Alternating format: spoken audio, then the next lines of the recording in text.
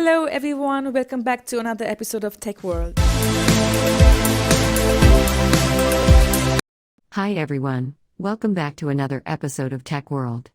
In today's video, I'm going to guide you through how to log into Skype in your mobile application.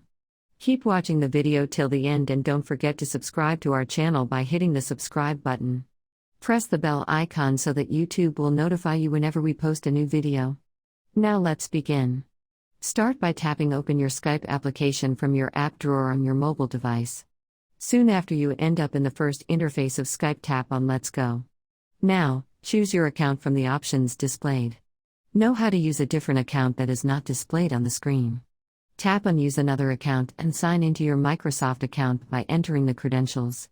So by typing in your Skype ID, your phone number or email.